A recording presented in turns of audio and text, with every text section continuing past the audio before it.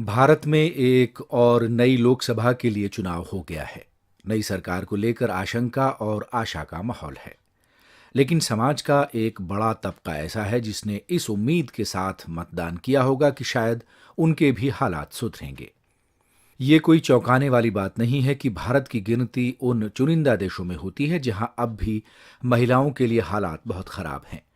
हाल ही में एक सर्वे में दिखाया गया है कि महिलाओं के खराब हालात के मामले में भारत G20 संगठन के देशों में सबसे गया गुजरा है। गर्भ में ही लड़की को मार देने, कम उम्र में ही लड़कियों की शादी कर देने और महिलाओं की गुलामों जैसी हालत के मामले में तो भारत का स्थान सऊदी अरब से भी खराब है। शायद इन्हीं चुनौतियों को देखते हुए अब कुछ स्थानों पर महिलाओं ने शौर्य दल बनाकर खुद ही अपने हालात बदलने का बीड़ा उठाया है।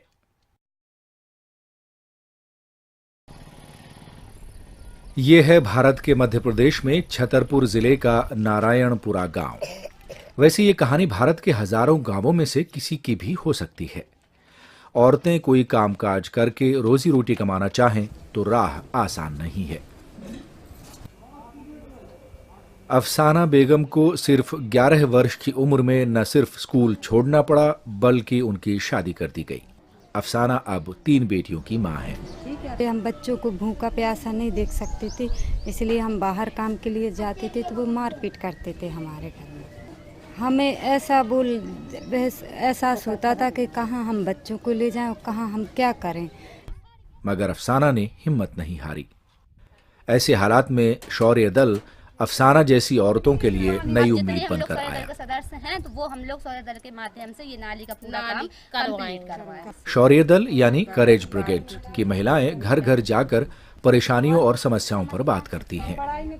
रेप हो रहा है बेटियों के साथ में, तो ये उसके लिए हम लोग ये शौर्य दल बना है। घर से बाहर निकलने में उनके अंदर इतनी झिझक, इतना डर आ चुका था। तो को तो फर्क पड़ा है, साथ में जिस परिवार से वो बंधी थी उसमें ज्यादा फर्क पड़ा है।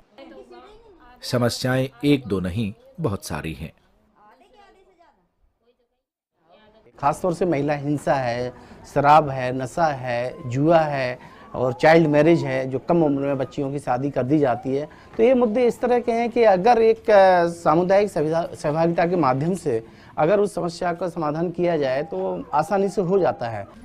शौर्य दल की शुरुआत मध्य प्रदेश सरकार ने की है, जिसे धन की मदद संयुक्त राष्ट्र के international fund for agricultural development की तरफ से दी जा रही है। जब एक बेईमान टीचर ने बच्चों को मिलने वाले खाने में ही घोटाला कर दिया तो इन महिलाओं ने उसके खिलाफ भी मोर्चा खोला और इनकी जीत हुई।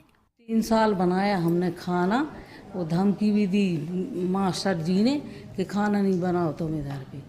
तो उसने चूल्हा भी फेंक दिया था जलता, आग लेके हम आग तेज भर के ले आए थे। फिर यहाँ पे बनाया था हमने आंगनबाड़ी में। अब गांव के प्राइमरी स्कूल में करीब 100 बच्चे पढ़ने आते हैं, जिन्हें नाश्ते के साथ साथ दोपहर का खाना भी मिलता है। स्कूल से मिलने वाला खाना इन बच्चों के लिए जीवन दान के बराबर साबित हुआ है। नमकीन और दाल चावल, रोटी, सब्जी और दलिया। अफसाना बेगम ने शौर्य दल से मिले कुछ कर्ज के सहारे अपनी खुद की बेकरी बना ली है, जहां 5 अन्य महिलाएं भी काम करती हैं। अफसाना जैसी करीब 2500 महिलाएं मध्य प्रदेश के अनेक गांवों में अपनी राह खुद तलाश रही हैं।